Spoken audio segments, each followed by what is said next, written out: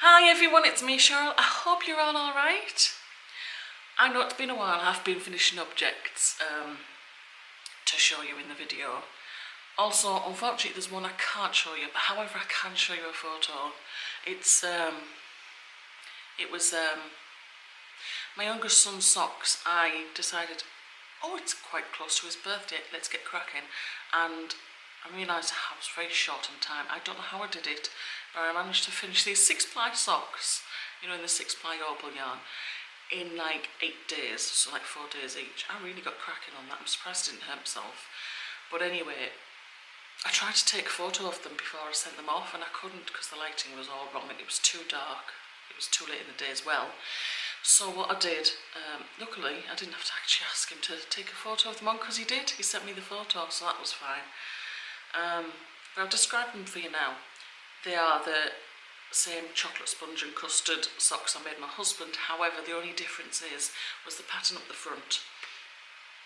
I made wishbone cable on my husband's, and on Andy's I made the chain stitch. But you know, both of these patterns, they were actually from Knitting Fool. They were actually flat stitch, back and forth, back and forth. And luckily for me, the key stitch, the row which had the main thing on, was on the front row. So every alternate subsequent row, it was just a case of switching knits and purls, and it was so easy. So that's all I did. So I will insert a photo to show you my son's socks.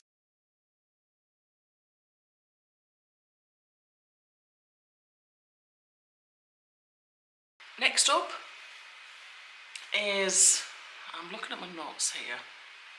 Okay, right. Crochet rib scarf, where's that gone? It's down here, I'll go and get it. Sorry, I keep looking outside. My husband's digging a hole for a tree, and he's likely to come in any time. And he's one of these people who will walk in a room talking, not check whether he's interrupting first. And then when he realises he's interrupting after a while, because like I think, oh, he's finished what he's talking now, I can get back to what I'm reading. And he starts up again with something else. And then after a while I go, oh sorry, am I interrupting? I'll come back later with, no, just finish what you're saying now. So I don't like being interrupted. Anyway, crochet rib scarf. Back loop only. I'm afraid there's no pattern link to this because it's just a crochet rib scarf back loop only, and it's done sideways. Oh, and this yarn.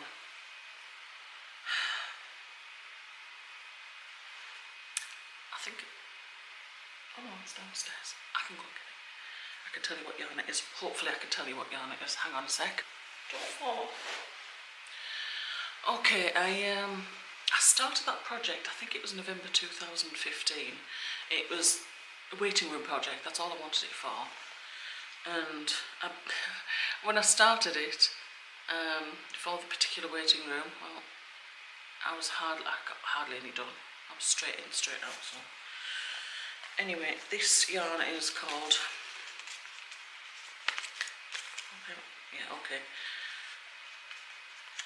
Colour Twisted Double Knit, or double knitting, what's that say? Double knitting. And that was from Pound Stretcher. Oh, 2 for £3. Did I get 2 for £3? I must have, because this is the second one, I'm sure. Yeah, it must be, because look, that's the end of the first one.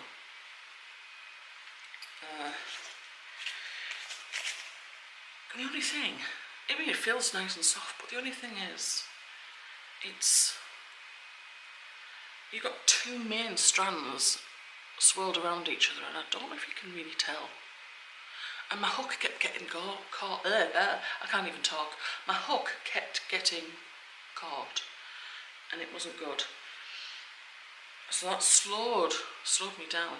Now this, it's going to be, what is this? Sorry. It's going to be a sideways hat. So imagine roll that up. And it's called, what's this one called?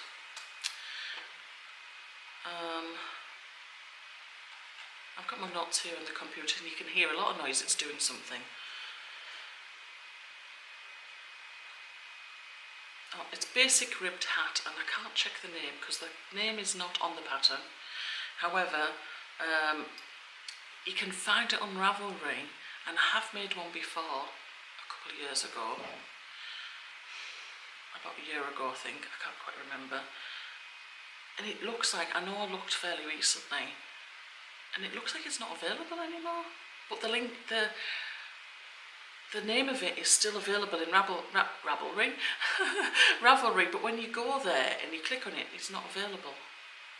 So I've still got my version of it. What do people do in that case? That's awful, that, isn't it? I think it was from a blog, so you PDF it from the blog. Don't interrupt me, please. So you PDF it from the blog, and I think somebody took their blog down. That's all I can think of. But it's such an easy...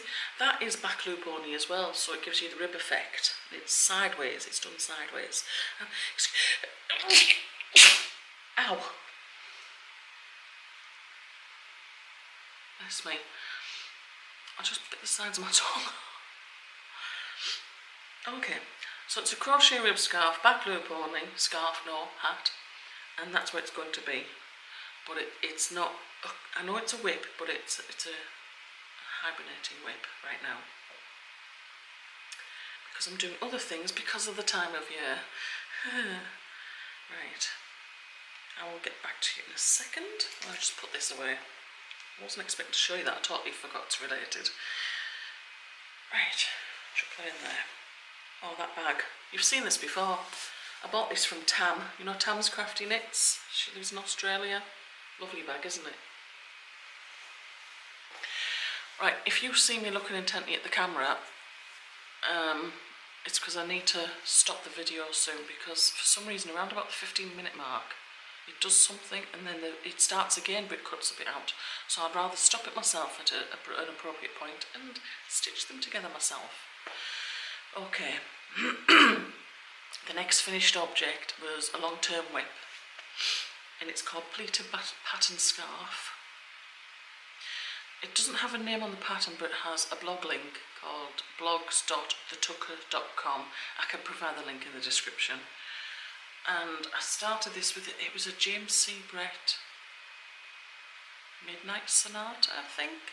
It's a glittery yarn, and I bought it from a market stall in Tiverton.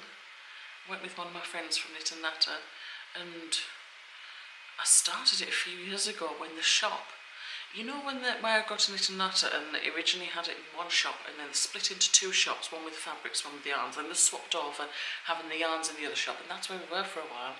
And then they closed that one and went back to one when the fabrics were stored differently, rather than on rolls that were on hangers or something. I can't quite remember, but it took up less space, so they were able to merge the shops again, and then they moved to the high street. So it was a long time ago. I'll show you it instead of just talking about it, shall I?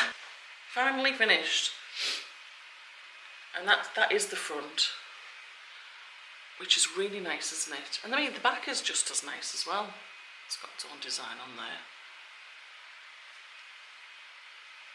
But it goes like this. It's a colour changing yarn, but I wanted to end it the same colour as I started, roughly about the same length. So on I went, on and on and on. Oh gosh, I was fed up. Do you know what, strangely enough,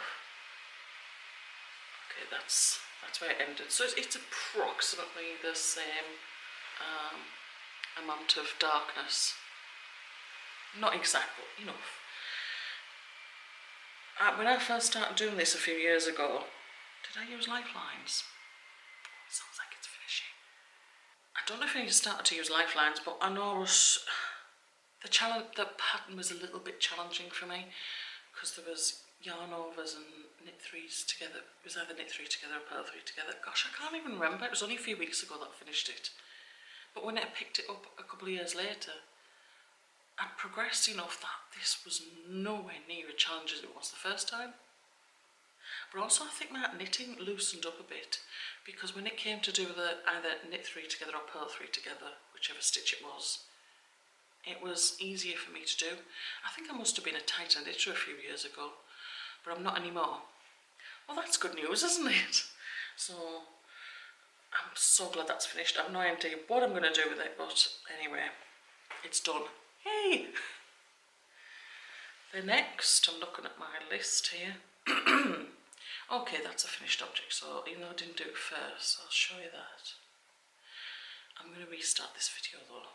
So I'm knitting off the shoulder, look. This is a shawl I got from Spain many years ago, but my arms are cold and I've got no thin cardigans to put on my arms, and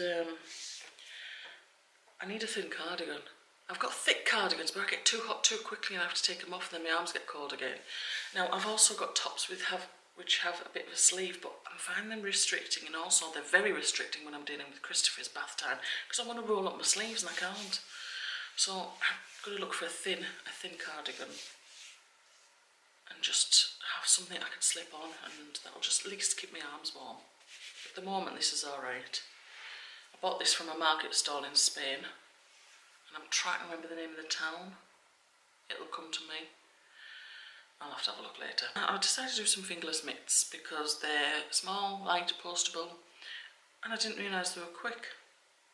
And I haven't done, since I picked up knitting, I haven't done any gloves or mitts, although I'm convinced. I looked at, it must have been a Pinterest post of a glove that was knitted in the flat. So you had like the rib at the bottom, you had the pattern starting, and right in the middle you started to have gusset increases for the thumb. But and I thought, and as soon as I saw that, I thought, I've done that before. And I have, years ago. It must have just been a plain glove. I don't remember doing any fingerless, so it just means a full mitt. I can't remember doing individual fingers, because otherwise how would I do it? But there's something familiar. Anyway, I just haven't picked it up for ages. He's going to come in and start talking. He's not going upstairs. Well, thank Christ for that. Anyway, so I haven't done fingerless mitts or any gloves for a long time. I just know that I have at some point. I think they were full mitts. So I started to do some fingerless mitts because they're small, and I haven't done them yet. So here they are, and these ones are called Twisted Reversible Mitts. I haven't reversed these. I wonder what they look like on the inside, but here they are on the outside, and they are by somebody called Little Theorem, and I downloaded it from a blog which I got through Ravelry. And do you know, they're so easy. All it was knit 2, purl 2, and yet increase an extra stitch and knit 2, purl 2 again, so you still got the, it's all knit 2, purl 2, and they fit gorgeous. Just do that. That's alright, you know, but it says reversible. I've never turned them inside out. I'm going to turn them inside out now, see what that's like. If you like a garter stitch thumb, that's what they'd look inside out. So the pattern's lovely inside out, and there's the garter stitch thumb. It's all preference, isn't it? Anyway, I'll just show you that, excuse me, off the shoulder lock, the difference between the inside and the outside. So this is inside, this is outside. Okay, now that pattern actually had a hat as well, so I did it. And I was thinking, I mean, these patterns are in DK weight yarn, and I thought, 87 stitches, that's rather a small amount of stitches for a DK weight yarn, surely. That's a worsted weight yarn amount, isn't it? And I thought, it's not going to fit, or it's going to fit, but be too stretched, overstretched. You know, you've seen those hats which are really overstretched stitches, and they tend to be in the chunkies, or the bulkies, super bulkies. Well, it was like that. Well, no, sorry. It reminded me of that. The image didn't. The image looked fine. But I was thinking, Anyway, I thought, well, okay, I'll just increase the amount of stitches. But then I realised, I have a feeling, I'll just show you the hat, which looks wonderful. But I had a feeling the decreases were hinged on the crown. So I thought, okay, let's have a look at this crown, what have we got? So you had to work this pattern until the last 7 stitches. So you need a surplus of 7 stitches, okay. What's the amount of these stitches you have to work? The repeat, and it's over 8 stitches. So I thought, okay, it looks like the main body of the pattern, even though it's in it 2 purl 2 rib, when it comes to the decrease, it's worked on a repeat of 8 stitches plus 7. Okay, and I thought, okay, that's fine. 8 stitches plus 7, so I'll just go the next one up. But it's not that easy, because this is not a knit 2 purl 2 rib, but a knit 2 purl 1 rib, so it's a multiple of 3. So not only do you need a multiple of 8 plus 7 stitches to begin the crown, you also need to have that number divisible by 3 to have an even amount. So I thought, okay, so I did some number crunching, and I got it up to 111 stitches, and I thought, that's a little bit better. So I'll just show you this. This is an adult size hat. It does feel a little bit baggy around here, but at least the numbers work out, and I was still able to follow the pattern. It's just that I had more repeats around here. I think I had, was it 11 or 13? I can't quite remember, but it was 111 stitches. That did give me multiples of 8 plus 7, and it was divisible by 3 for the rib, so it worked. So if you were thinking of doing that pattern in a DK weight yarn and you wanted more than 87 stitches to start, your next number up is 111. Okay, that's an FYI. So that's a good finished object. There's there's half a finished object. I'm starting on this one. Well, I've done one, I need to do the other one. There you go, look at that, isn't that pretty? So that's the same type of yarn as the other one, which is a Ruku Essentials acrylic anti-pilling DK weight yarn, and it's nice and soft. Because I thought, if I'm going to be making gloves for people, they don't want scratchy yarn on the hands. So I've got the other one to do. Wow, I keep seeing things out the side of my corner of my eye. There's nobody there. Let me have a look. Okay, this pattern is called Arrows and Freckles by, thank you, Ekeloa. I think it's pronounced Ekeloa. I believe she's Italian. And I had issues with this pattern, and so I ended up charting it in Excel. The issue was, when it come to do the gusset for the thumb at the same time as the freckles, the arrows and freckles, yeah? Individually those are fine, however, okay, it does hint at, when you see the chart bit, it does hint that you start row 1 of the second arrow at the same time as you're doing row 6, so it's row 1 and row 6 merged, right? That's fine, but when you come to the text, it doesn't actually say that, but in the text it also has you doing the increase for the thumb and then plain round for the rest of it, but on the next round where it's plain after the increase, that's when you do the arrow pattern, which suggests that the arrow pattern is made every alternate round, just like the thumb is, but they stagger, yeah? But that gave a very steep V, upside down V, right? And I was like, that's not right, that doesn't look like the image in the pattern. In fact, where does the other 2 come into it? It doesn't mention it in the text, yet it mentions it on the chart. So I thought, this isn't right, so I drew basically my own chart thing, incorporating them both in Excel, right? And what I did also, instead of doing this pattern every alternate row, I did it every row. And then I incorporated what it said on the chart, which was to start basically row 1 the same time as row 6, yeah? And that's the result, it's so much better. Also, I increased the amount of stitches for the thumb. I think I've gone too many, but it doesn't matter, because the amount of stitches it said to take off for the thumb, it wasn't enough to close that gap. So I did add some more at the beginning and the end. And then I went round and then I just sewed that onto the body of it and it was fine. And all I have to do is repeat the same one again and it's done. But that's what that one looks like. It's a really nice pattern. It just takes, if you were a beginner and you just followed that, you'd be stuck. So I think if you were more advanced, you'd figure it out and you could work it out from what's given. It's not really that hard. So that's not too bad. It's not the only pattern I've had a problem with. Where's the other one gone? Oh yeah. And I'm currently charting this as well.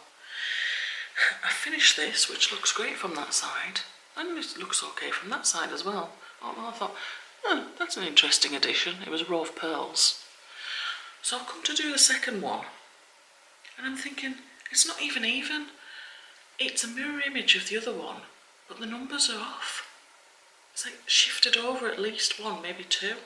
And also, I came to this bit, and I thought, I didn't knit that one. I thought, that's odd.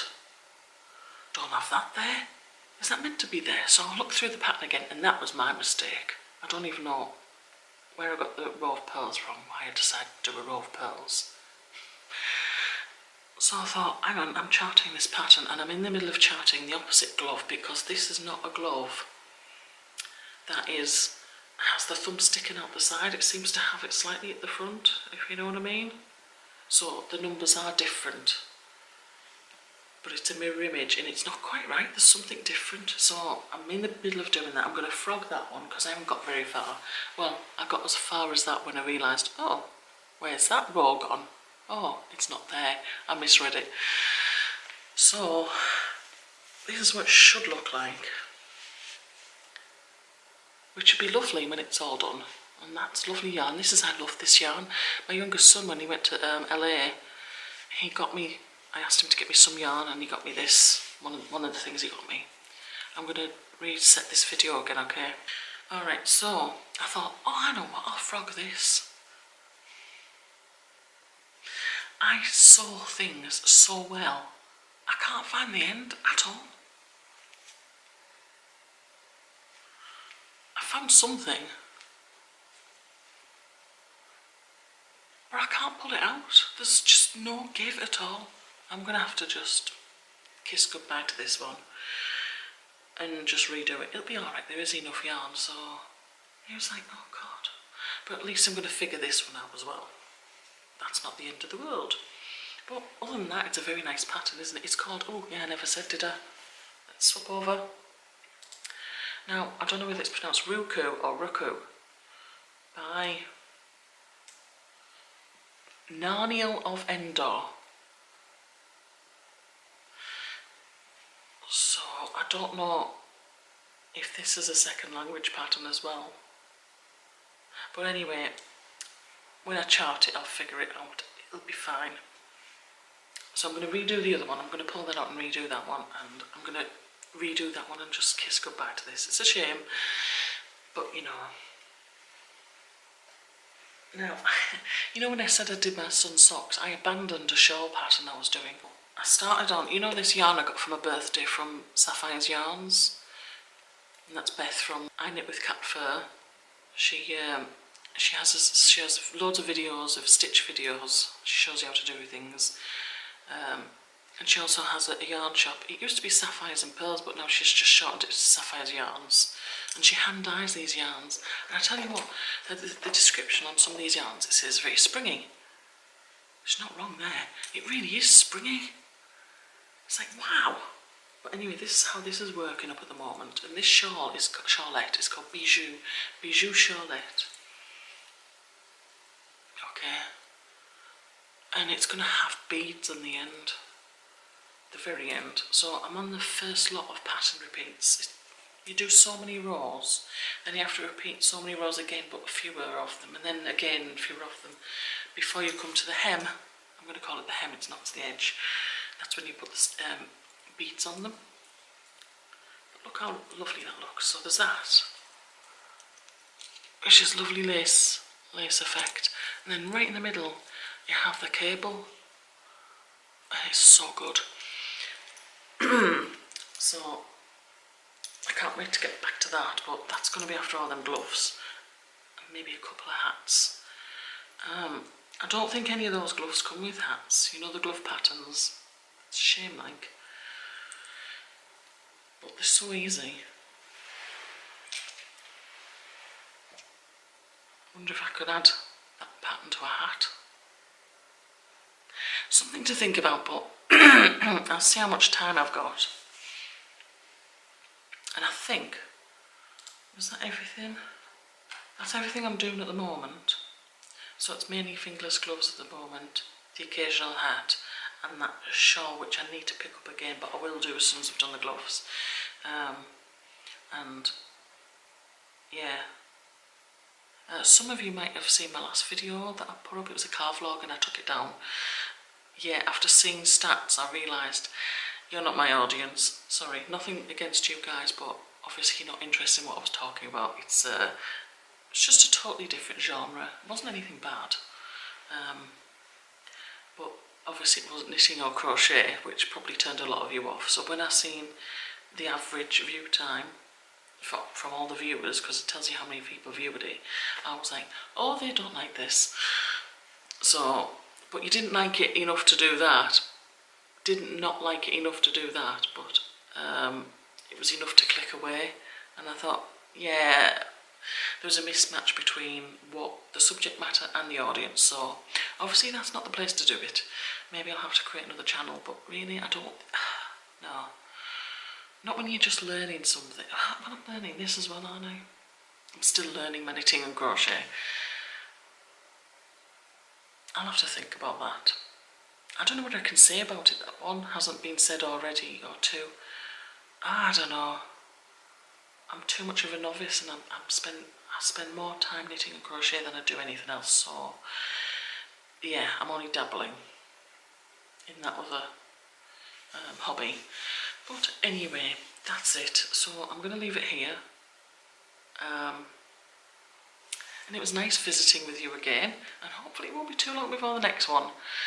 So I shall love you and leave it. Take care, everyone. Bye bye.